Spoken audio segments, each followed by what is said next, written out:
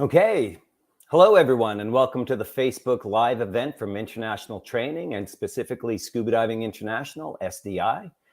Today, we'll be talking with Sean Harrison, Vice President of International Training. My name is Kirk, founder and president of Performance Freediving International, PFI, part of the International Training Group of dive agencies.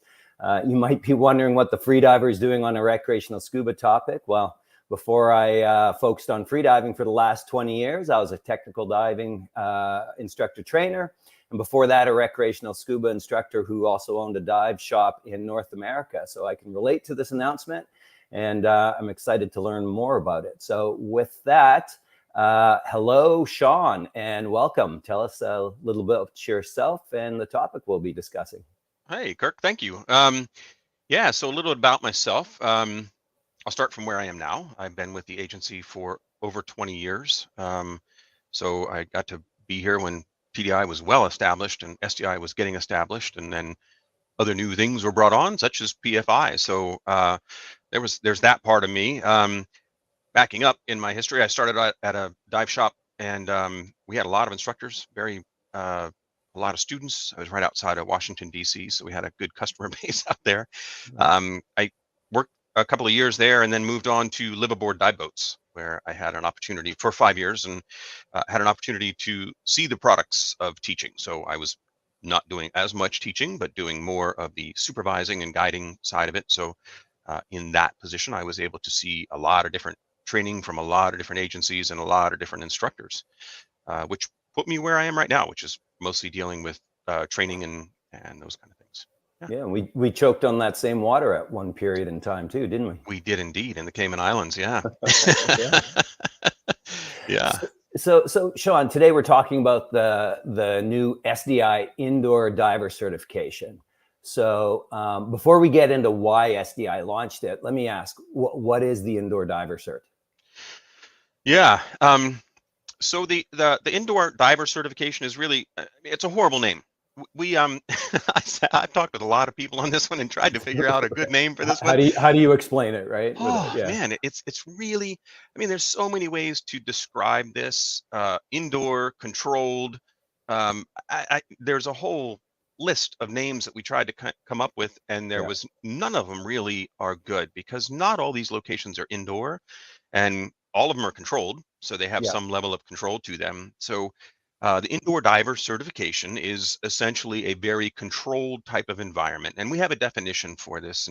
And what it means is that you can control the water clarity, you can control the water temperatures, you can even control whether the water has chlorine or salinity in it. There's all kinds of things. But essentially, it's a very controlled environment where the natural elements of weather and things like that, or tides, don't affect it at all. Yeah, gotcha. And so why? Why did SDI decide to launch something like this? What's the response? Yeah, so first, if I can, I'd really like to applaud, and I hope more people get to watch this later on, the comments section. I mean, right. Some people, I mean, you guys are amazing writers. Your comments are really, they're spicy and they're funny, and they actually, I enjoy reading them, because having been part of this whole process and seeing this thing, I know a little bit more about it, so I have a little bit of knowledge on it. But keep commenting, because they're good fun to read. But so we did this because as an agency, we have really started looking back at our history, at just as us as an individual agency, all of our brands, our technical, our sport, our public safety, our freediving, and everything.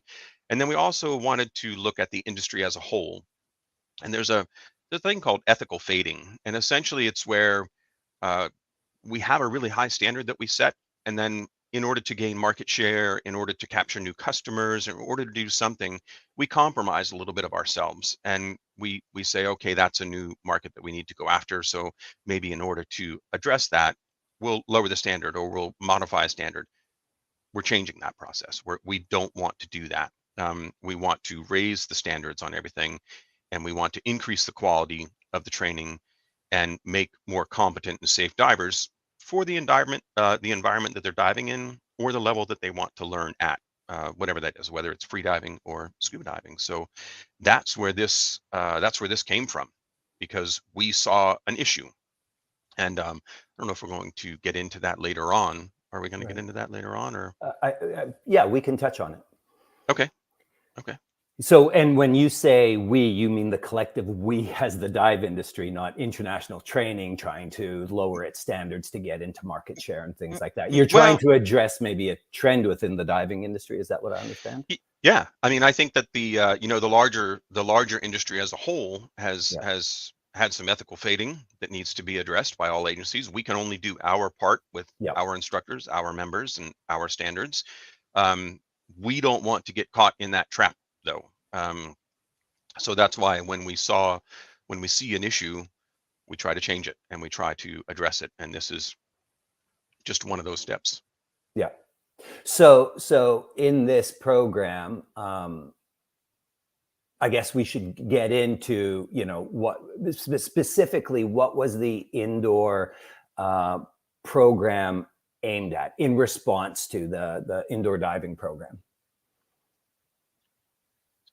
What we saw was there were other agencies who were training all of their people in swimming pools, even the open water divers. Now, whether the agency was aware of that or not, we don't know.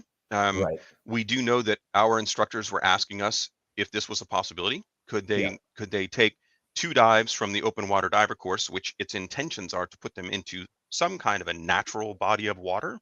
Right. And there's questions in that too. There's, well, does a quarry is that really an actual open body of water? And it's influenced by runoff from the rain. It has temperature variations in the water column, visibility changes in it, weather can change in there. So in our minds, yes, it is a natural body, man-made, but a more natural body of water.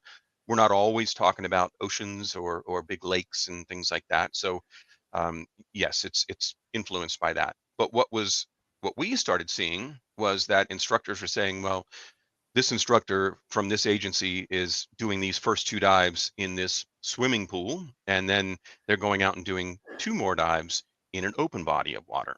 Right, because typically that's 4 open water dives to get your certification. That's 4 open water dives. So we didn't want that. What we wanted was, if people want to do these indoor diver certifications, then we want to train them for that environment. But if they want to go out into a more natural body of water, we want to add in the things that they need to know and understand and gain that experience with that instructor. And another thing that's important here is that for anybody who's on here from the US, we don't have a lot of these locations in the United States. There are very, very few of these things. However, when you get into Asia and you get like Korea, China, and then in Europe, there are a lot of these things. Yeah, and what you're talking about, Sean, is, I mean, there's some obvious ones, like, for example, Georgia Aquarium has a deep aquarium tank that has, a reef to it, and people can go do experience programs in it. And then you have these deep diving tanks like Y40, a 40-meter deep tank. Dubai has a 60-meter. I mean, Belgium has one. I mean, more and more you have these deep tanks where people want to dive and learn, right? And that's really what we're talking about is those deeper indoor environments versus I've got my 10-foot swimming pool and can I get my diving certification, my indoor diving certification now? Correct. Yeah, that's exactly what this course is designed for. So when we thought about this course, we looked at locations in the US and we thought about those. And so far, you mentioned the Georgia Aquarium. To my knowledge, you actually can't do training dives in there. You can only go in there if you're already certified, and then you can do an experience. And they're really strict on their equipment stuff. I mean, obviously they don't want to affect the marine life, but So we did keep those in mind when we set the depth parameters, just in case something Yeah. came up with that. But yeah, what we do not want people doing is going into your local lap pool or your backyard swimming pool and saying, "All right, I'm going to train an indoor diver." That's not the purpose of this course. We didn't want that. Right. So as I would understand it, people do their online learning component, right, which is basically the manual, just a more effective version of it. Mhm. They do their classroom and their pool sessions and the amount of hours and levels of pool sessions they have to do. Right. And then there's an additional component to that, which is 4 indoor dives, Right. like Right. open water dives. So it's not, you're not replacing the pool confined water No, session with now just, now you get the card. You're having to do the open water component, just you're getting to do it in water or that's right. in the tank. That's right. That's right. I mean, we didn't shorten the sequence at all. I mean, that you still have to go through all the same process. And that's another part of it, is they still have to learn all the same theory, because yes, the physics and physiology don't change. I mean, if you're in the water and you're submerged, pressure is pressure. You're subject to the same. So we didn't change any of that. So yes, they still have to go through their classroom. They still have to do their pool sessions, and then they have to do their 4 additional dives where they can show that they have learned and understand how to manage themselves in a swimming pool or Right. a big pool. I mean, these facilities are big. The ones we're talking about, Yeah. these are not typically small locations. Yeah, and these are places where decompression sickness is now the reality, because Yes, you're diving to potentially 60 feet in some of these tanks, right, versus I learned in the pool and I spent 5 hours at the bottom of 12 feet, never really concerning myself with with the computer and decompression. correct, But now I have to. So I go through the planning stages and figuring out max depth times and no decompression limits and things like that. Yeah, I get you. correct. And what Um, the other thing with that, I mean, just quickly, is the reason why we wanted to address that is in some of these locations, these divers never go out to open water. They right, never dive off of a boat. They don't go to an ocean. They don't go to a lake. They have no interest in doing that at all. The problem with that is they were being issued open water certifications. So if right, someday they decided they wanted to jump onto a boat and jump out into a current, they have never experienced that. They may have a lot of time in a swimming pool yeah, and be comfortable in that environment, but they've never gone out and done a dive. But the same certification was being issued to them. So right. that's where SDI said we don't accept that. That's not acceptable for us. So I become an indoor diver. So I've done my online learning, I've done the classroom, I've done the confined, I've done 4 open water dives in the tank. I've got my indoor diving certification. Now I want to actually be fully open water diver. What do I have to do? I have to do another 4 dives, right? In the open Two, water environment. two. There's only 2 more dives Oh, 2 because more dives, right? yeah, I mean they're really, I mean there's a lot of overlap between, we already talked about the physics and Yeah, physiology of it. You're going to be subject to all those things. They're going to have to pay attention to air consumption. yeah, In certain pools, they're going to have to pay attention to their depth and their no decompression limits. All those things are still going to be factors during their dive. So yeah, what we want now is we want the instructor to take them out for 2 additional dives and yeah, introduce them to the natural elements. So this is where a current may take place. This is right. how you're going to have to dress differently, because the water from top to bottom may not be the same temperature.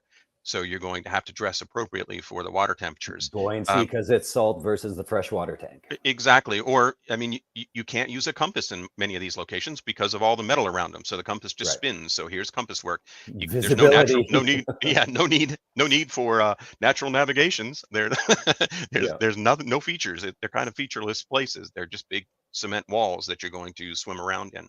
yeah. So that's where we want the instructors to come in and fill in those little missing pieces and help them experience this new environment so that they're more comfortable when they go off on their own. Yeah, gotcha. So let me ask again, just to clarify, what qualifies as an acceptable pool for this program? I mean, we know it's not your average city pool, Mm. but why is the minimum depth? Why we pick 6 meters or 20 feet in this? Yeah, I mean, we wanted to get beyond that. What we wanted is we wanted a swimming pool that was deeper than your average swimming pool. I mean, there are not that many swimming pools that go 20 feet and deeper. Those are Yeah, a pretty small group. It's a fairly small group of pools. There are certain pools that are out there, and that's great. I mean, that's what we want to. Yeah. If they have a good training environment, and they want to be able to use these pools, then that's perfect. Yeah. But you know, geez, I can't tell you how many swimming pools I've been in my career, and very few actually hit 20 feet Yeah. of water. So Well, I mean, Swimming Hall of Fame in Fort Lauderdale with their new 30-meter diving board yeah, is a 6-meter, 20-foot deep tank. So, right, they're there, they're yeah, accessible. The one I right, had, I think it qualified as 20 feet. And just, from being the dive shop owner and the instructor at the time, I would train people the beginning of winter and the fall, and they wouldn't get into the open water until 6 months later when the ice came off. And to be able to offer my customers, go through the program here, and then here's your indoor cert, come rent equipment. And when we have our open nights, just you and your buddy go play and have fun without being supervised the whole time yeah. would have been a great opportunity, right? Exactly. I mean, this is your stepping stone. This is an opportunity for you in a dive center during the off season. And I feel like, I mean, I taught several courses at the University of British Columbia, and I think their pool is actually a 6 meter or a The outdoor one. Yeah. yeah, yeah. Yeah. So anyways, this would have been the opportunity for someone like you, as you just said, to Yeah. issue this stepping stone portion of it, where now this person is able to get in the water at any time they want to get in there, and they don't have to have somebody supervise them. They can Yeah. be autonomous. They can just go in and do their thing. They're setting up their gear, they're monitoring their gases, they're staying in the water, they're staying comfortable, and then when the weather breaks and you can get them out to open water, they're probably going to be a better diver. They're going to Yeah. be more comfortable. The environment's going to change. Their thermal protection is going to change. Those are the kind of things that they need help with. Yeah. But it's not a big step, and they've already established a level of comfort. And I think, just from my experience and this is like 25, almost 30 years ago, training people in this tank, Hmm. that them spending, those extra sessions just coming out and having fun over the winter, getting ready for the ice to come off, Right. that, 6 meters, 20 feet, basically, they actually had to learn buoyancy skills. Yeah. They learned equalizing skills because they didn't just equalize once to get to the bottom of an 8-foot deep pool. They actually had to equal, 6 times to, fully equalize their errors to get to that tank. So there's a lot of skills that can be built there in preparation for getting to the open water Sure. as well. Yeah. Sure. Yep. So let's see. Can an instructor issue this certification if a diver is enrolled in the open water program and isn't able to complete all the skills in open water? It could if they completed all the dives in the proper training environment. So the pool, as we have just defined it, and then they did the remaining, or they did a total of 4 dives in the pool, and they were all a final evaluation. So you're no longer teaching them. You've taught all the skills in a shallower type of environment, and then now you've moved them and transitioned into okay, just give them the hand signal, show me a mask, blood and clear, Right. whatever the skill may be, without teaching them that skill, then yes, they could. And that ties into what we were just talking about. It's a stepping stone sort of thing. So let's say you get a diver who's uncomfortable. We've all experienced that as instructors. You get this diver into your course, and they're really comfortable in the pool, but then when you transition them to open water, they don't do so well. Yeah. This is a great way to bring them back into a pool setting like this.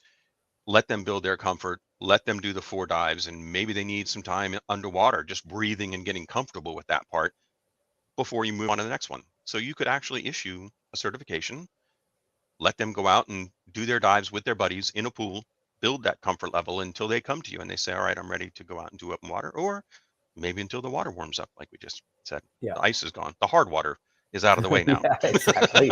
A different state. Yeah, exactly. I don't have to cut a hole to go diving. Yeah. Yeah. Okay, so I have another question here. So what Yep. does an SDI open water instructor need to do to teach this program? Nothing. Okay. That's one of the things that we went through with this one in looking at it is we didn't want our instructors are already qualified to do this. They can teach all these things. So they don't have to do anything. There's no special upgrades. There's no additional costs, nothing at all.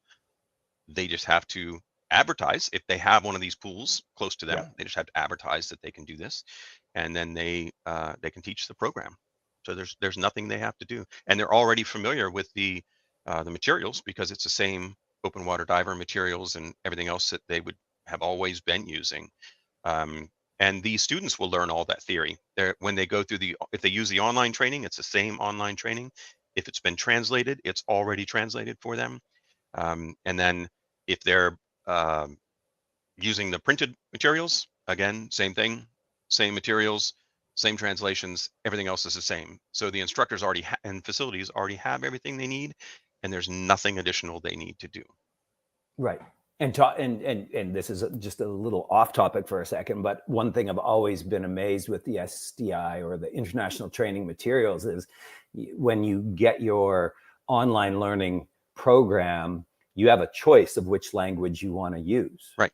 Right. Right. And you can switch back and forth as you're going absolutely. through it. You're not stuck to having bought the Spanish version and you now have to buy an English version. You can just switch back and forth as you want. So I've always thought that's great thing. Which is also handy for someone like me, who I struggle with even English. So if I have somebody who would rather read it in their native language, it's easier for them to consume. If they have a question on a page, I can just be on that page and toggle it over to English and understand what the question that they're asking, and then help them with it, and then switch it back to whatever languages that they want to read in. So I could be right there and understand what they're doing. So where can we find more information on this? Well, we've already done a couple of press releases on this one. If you are a member, an SDI instructor, you can go into the website right now and you can look at the standards and procedures and find the standards for it. You'll find that there's not that big of a difference. There, the things that we've reduced are some I've already talked about, which is your navigation things, certain marine life type stuff we've taken out of there, but the standard is up there, and you can look at that and you can see those things. And then of course we'll have this, and then it looks like I just saw a bunch of chats pop up. So our moderator is already sending out links so that you can find things in there. So if you're looking in the chat or the comment section, just click on those links over there and you can find more information on it. Fantastic. So Sean, is there anything that I haven't asked that I should have asked? Any comments you want to put in here? I think we've covered it pretty well. Yeah, I mean, I think that, in reading through the comments, part of what made me chuckle and with the comments that were out there is it's really not what this course is. It's what it's not. And it's our way of trying to improve the training of the standards, because people had interpreted standards as, well, it's kind of an open water environment. It's bigger than your standard pools, so we're just going to use that. And we didn't want that. We truly want this to be, we want open water divers to be trained in open water environments. I mean, as long as I've been in the industry, and probably you, there's always been the discussion of, so if somebody is trained in the Caribbean, can they come and dive in colder, lower visibility moving waters? Right. And instructors would say, well, no, not really. They're not qualified. They've never done that. They essentially dove in a swimming pool with fish. Right. So this comes into the ethical fading side of it. They took that and then they said, well, it is kind of a swimming pool with fish, so why can't we just train them in a swimming pool and give them this open water certification? And that's where it got just too much. I mean, we couldn't do that. We couldn't allow that to happen. Yeah. And I think ultimately, if you had this facility available to go through the online learning, to go through the classroom, to go through the confined water sessions, to go through 4 open water but in the tank dives, and then do eventually another 2 dives. I mean, there's a better diver coming out of that process with more experience and skills and applications at the end than just the minimum that gets them out and they're safe and they're good. But these would be a little bit more refined skills with more experience behind them, I think. Yeah. And one of the other comments I saw, that this is a money grab. It's not at all. I mean, I just said there's no fees to the instructor at all. The instructor doesn't have to do anything. So we're not earning any money off the instructor. You're already qualified to do that. The other thing is that the divers in our market research and everything that we have done, as I've already said, the majority of the divers who will take this course, that's where they're going to dive. They're going to dive in Yeah. these environments all the time. That's where they'll stay. They don't really care to go out and to do open water dives, with only a few exceptions, like we highlighted. Maybe you have somebody who's not comfortable and it would be better, and they want some kind of a, I don't know what you'd call that, some sort of a certification or credential for the work they've already done. Then you'd register them as an indoor diver. And once they built that comfort level, maybe they would go into, once they got comfortable, they'd go and do their open water certification. So there's a little bit of money there for that additional registration. Otherwise, there's no additional money for SDI in this one. So it's not a money grab at all. We didn't create new materials. We have no additional fees for any of our professionals. And the majority of the divers are be your standard certification process. So we wouldn't even earn any more Yeah. off of that. And if they did do that, they're still using the same materials. So they're going to buy the open water materials, and then all you have to do is do 2 more dives with them. So really, I mean, we probably put more money in the instructor's pocket or the dive center's pocket. Right. Yeah. Yeah. The amount of time international training is spent developing and getting this up to speed is likely not recoverable. So I guess the analogy to help one of my friends that kind of brought this up, and I said, imagine you're going to Universal Studios and you're going to the skydiving tunnel. And every time you go to the skydiving tunnel, you have to sit through the whole half an hour briefing on the do's and don'ts. Right. Eventually you go through that once, and then you kind of get your card, and you can just go and have fun in the tunnel.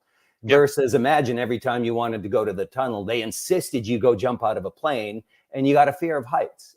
Right. Right. So you never wanted to go to the plane, or it's just not conducive, but you got this tunnel just down the street where you can go and pretend you're skydiving.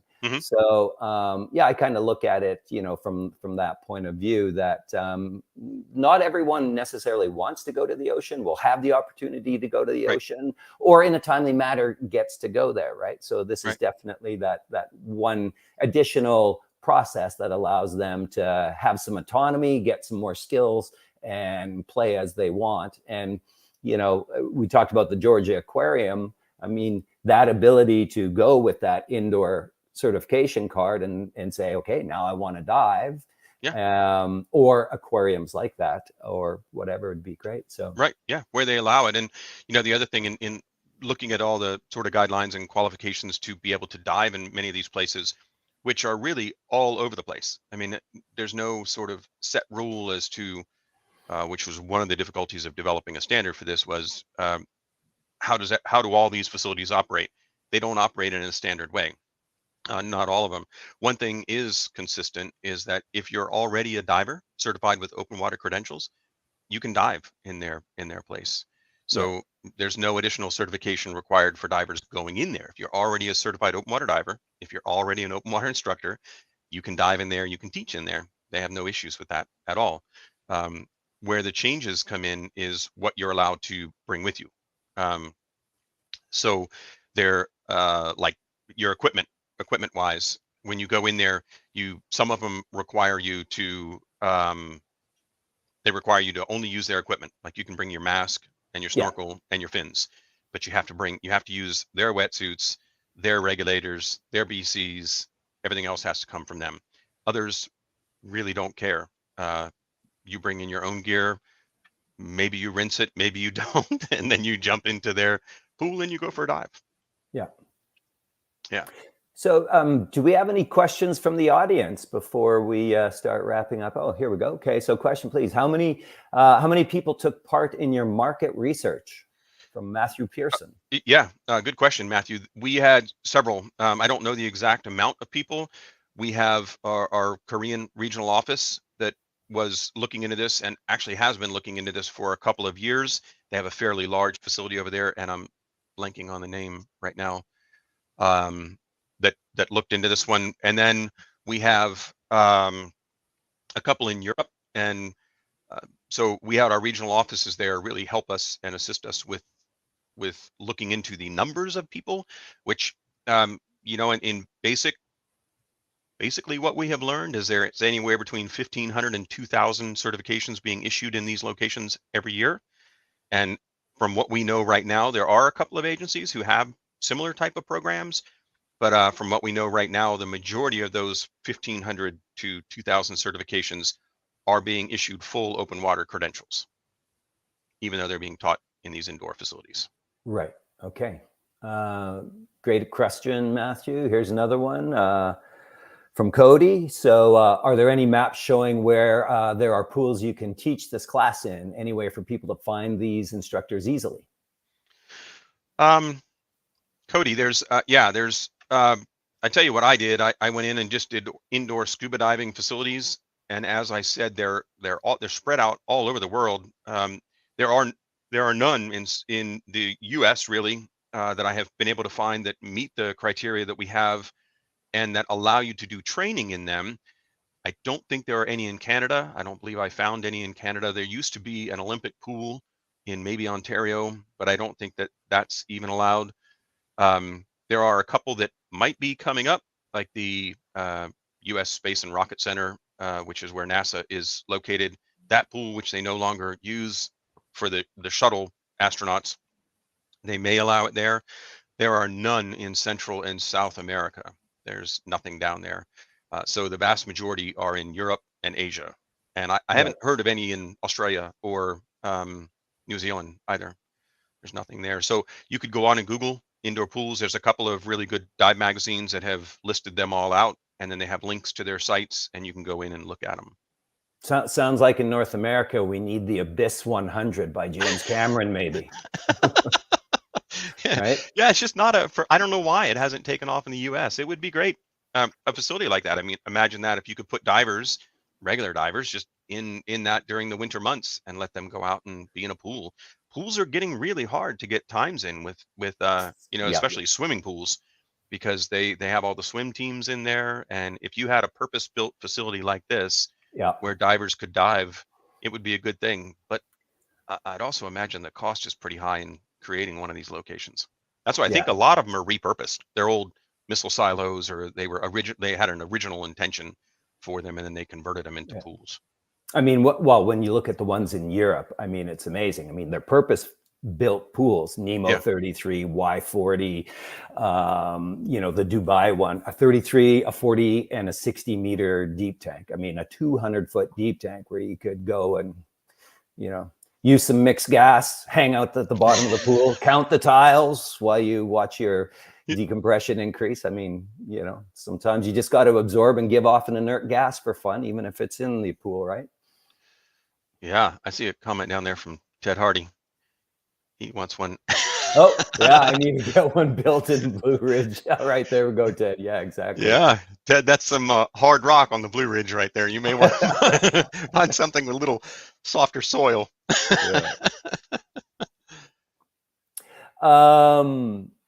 Okay, so that's an excellent question. There is a missile silo in Texas, so then this might qualify. Yes. Yeah, I mean, I've seen some of the locations in looking through them were repurposed missile silos, because those were fairly deep cylindrical type of things. And then I don't know whether they added on, because some of them have these little side tunnels that go off of them, and they're quite fascinating. I mean, I think that they have a great purpose for divers who may not be comfortable going into open water, and then also for just divers who want to maintain proficiency. They can go in there year round. It's a controlled type of environment for them. Yeah, you don't have to worry about weather. Yeah, I've had the opportunity to use some of they're military deep tanks in the U.S. Special Forces Underwater Combat School in Key West, and I mean, those are a fun playground to just in your bathing suit and go have some fun. And let's go through some pressure volume experiences, right? Todd's story, you can't have them in Florida. No, you're probably right, Todd. I think if you dug down 5 feet, you'd probably be floating anyways. You're going to hit the water table there, so you probably can't. Well, as long as it's salt water and not a freshwater tank, you'd be able to get that weight in there. Good question.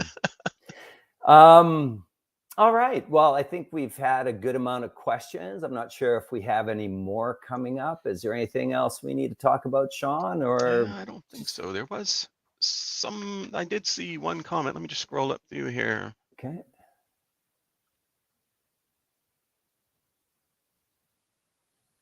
Oh, this was the one about a basic type of course on kicks and trim and stuff like that. We do have that. We have our Intro to Tech, which deals a lot with kicks and those kind of. There you go. Here's a good one from Morgan. Yeah, this is the one I was just looking at. Okay. So how about you introduce a class of fundamentals, kicks and trim? People still look like they are beating the water while riding a bike. This is a direct fail on the training agency. You could make it part of the open water pool component as a separate class. The only class I could find to learn frog kicks was GOE, and I couldn't bring myself to take that class. Well, Morgan, we do have one. It's a TDI Intro to Tech, and it does deal with that. But more specifically, I think this is a great opportunity for. I mean, think about this: if you have a diver who's taken this indoor diver certification, essentially they've already learned all the kick cycles. They've done all of those things, and they're going to do their 4 dives. Now the instructor is going to take them out for 2 additional dives, which is a total of 6 open water or 6 dives, evaluation dives. And they can refine those techniques.